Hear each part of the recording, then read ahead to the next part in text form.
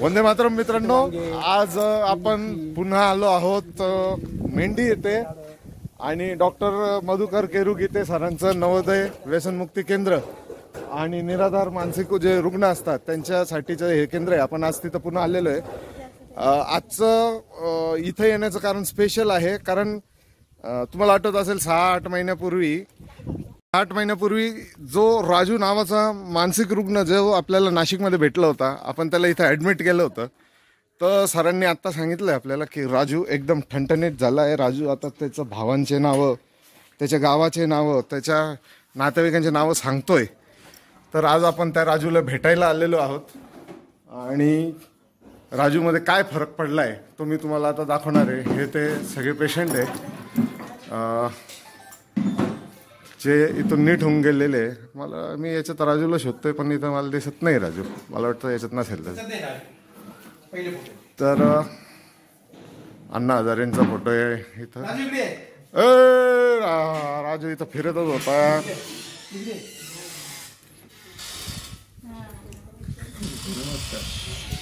नमस्कार. मी ओळखलं नाही तुम्हाला. काय नाव आहे तुमचं? बसा बसा बसा.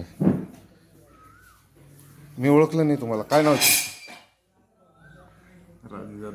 राजू जाधव. आणि आपली भेट झाली का पहिले कधी? कुठं? जेजूर फाटाला. काय केलं होतं आपण? साफसफाई केली, काय वाळू भरली. हा, इकडं चालू. इकडं कोण घेऊन आलो तुम्हाला? कोण घेऊन आलो? आपणच होतो ना. सांग, आपण दोघंच होतो का? कसं आलो होतो आपण? म्हणजे कार मध्ये, बुलेटवर, कशात आलो? बुलेट होते का? आठवतंय तुला? आठवलं तुला मी? तर मित्रांनो, मी तुम्हाला म्हणालो तसं हे मधुकर सरांनी मला दिलेलं माझं बर्थडे गिफ्ट आहे. सर, माझाच बर्थडे आणि ह्या बर्थडे निमित्त आणि ह्या बर्थडे निमित्त तुम्ही मला हे गिफ्ट दिलेलं आहे. अरे हॅपी बर्थडे तर म्हण. अरे माझा बर्थडे आज. माझा बर्थडे आज. मग काय पार्टी बिर्टी काय आहे की नाही? देऊ ना पार्टी. अच्छा, तुझं गावाचं नाव सांग आता. गावाचं नाव चांदोड तालुका.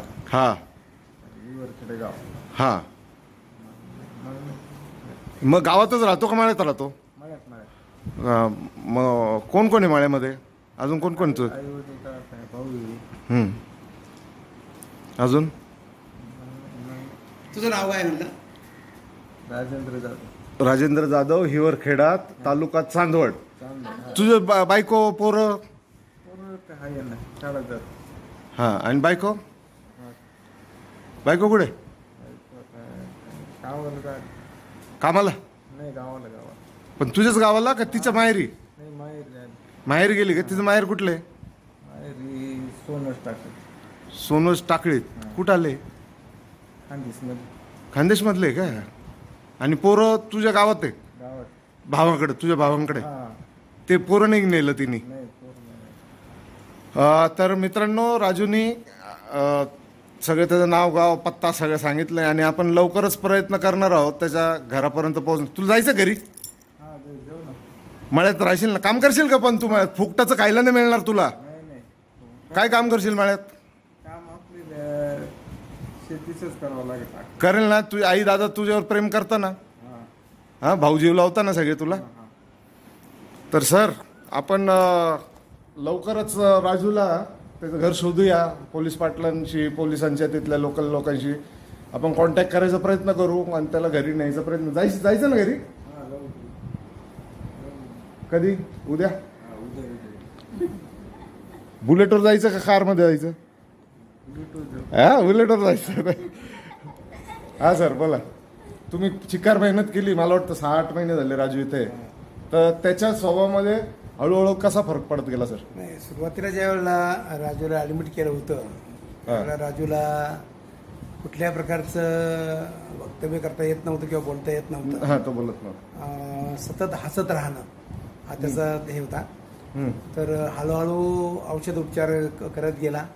हळूहळू चेंज होत गेले आणि हळूहळू मग आमच्या मिसेसनं त्याला एक दिवस नाव विचारलं, सहज विचारलं.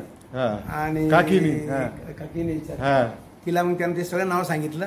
हा. तर म्हणलं मग बरं झालं. मग आम्ही मग पुढचा निरोप तुम्हाला दिला. हा. आणि आता मावशीबरोबर तो काम करतो, कांदे निवडणं, कांद्याचे प्रतवारी करणं, आणि तो एकदम सुंदरपैकी करतो तो आता तो असं. यांनी इथून पळून जायचा प्रयत्न केला का? नाही नाही, बिलकुल नाही, बिलकुल नाही, बिलकुल नाही. आणि तुम्हाला सर तुम्हाला वाटतं का हा कोणती नशा करून इथे आलेला माणूस आहे असं वाटतं तुम्हाला नाही, इथपर्यंत? म्हणजे तसं तर मला सांगते, पण हा सुखी नैसर्गिक- संसारापासून नैसर्गिक आजार आहे हा. आता त्याची हिस्ट्री जेव्हा कळेल आपल्याला घरून, हा याला कोणत्या वर्षी याला त्रास व्हायला सुरुवात झाली, हा तर तो स्किझोपिनियाचा आजार आहे.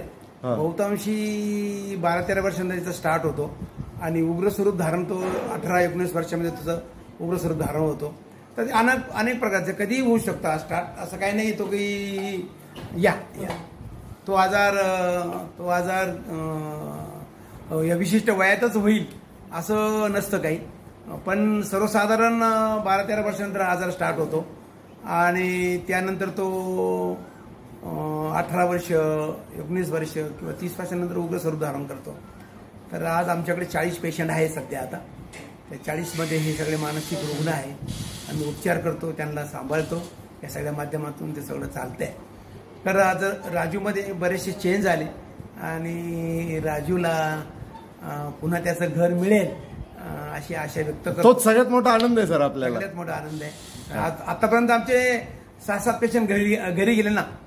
पश्चिम बंगालचे होते, MP चे होते 2-3, महाराष्ट्रातले 2-3 होते, असे बरेचसे घरी गेले. काही लोकांचा ऍड्रेस मिळालेला आहे, पण काहींना ऍक्सेप्ट केलं नाहीये. ऍक्सेप्ट केलं नाही, घरच्यांनी ऍक्सेप्ट केलं नाही, घेतलं नाहीये. राजूबद्दल आता काय होईल मला माहिती नाही. हा थांब, याबद्दल मी सांगतो. काल कोणतं नाव सांगितलं? शिवाजी कांबळे. हा, तांबडे शिवाजी बाबूराव तांबडे. कोण आहे? ते वडील वडील तांबडे आणि तू जाधव. कस काय येडत काढतो का? जाधव मामाचं. ही जमलिंग होते ना अजून. हा हा, हे होतं अजून. आता नीट आठव आणि सांग, तू जाधव आहे का तांबळे आहे? तांबडे. तू तांबडे? कांबळे. ते जाधव. ते कोण? मामा जाधव आहे. मामा जाधव. हा, हा, आणि तू कोण आहे? तांबडे. तांबडे. तांबडे तांबडे का? हा हा. मग आता खरं नाव सांग. शिवाजी तांबडे. हा, शिवाजी तांबडे. तू शिवाजी तांबडे? हा. अरे तुला माहिती का शिवाजी महाराजांचा हे काय सर आज 6 जून 55 राज्याभिषेक दिन आहे शिवाजी महाराजांचा. तू शिवाजी आहे का? नक्की का? शिवाजी का राजू? बरं, राजू तर राजू. अरे असं नाही, असं नाही. टोपण नाव काय आहे? टोपण नाव राजू आहे आणि शिवाजी खरं नाव आहे, पण शिवाजी तांबडे हेच नाव आहे कारण तुझं घर सापडायचंय ना बाळा. शिवाजी काय? शिवाजी पूर्ण नाव?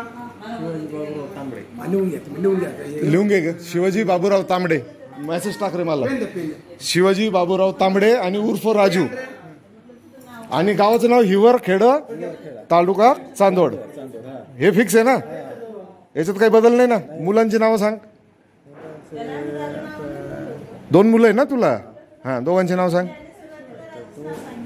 नाव एकच विशाल आहे हा. आणि दुसरंच विकास.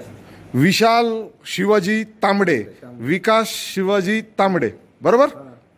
याच्यात काही बदल? गुड. चल आता. तर मित्रांनो, मगाशीच गप्पा झाल्या होत्या सरांशी राजूबद्दल. तर सरांनी तेव्हाच अगदी ठामपणे सांगितलं की ठीक आहे, आपल्याला राजूचं घर सापडलं असेल, आपल्याला सगळी माहिती मिळाली असेल, आपण प्रयत्न पण करू, त्यांच्या घरच्यांचं काउन्सिलिंग पण करू की नाही आता राजू नीट झालेलं आहे. जसं डायबिटीज असतं, जसं ब्लड शुगर असतं, त्याचप्रमाणे राजूला आयुष्यभर थोड्या गोळ्या खाणं आहे आणि तो मग नॉर्मल लाईफ त्याची जगू शकेल. पण तरी त्याच्या परिवाराने जर त्याला स्वीकारलं नाही तर गीते सर त्याला संपूर्णपणे सांभाळायची तयारी ठेवता अगदी शेवटपर्यंत. तर गीते सरांचं खूप खूप अभिनंदन आणि त्यांचे धन्यवाद.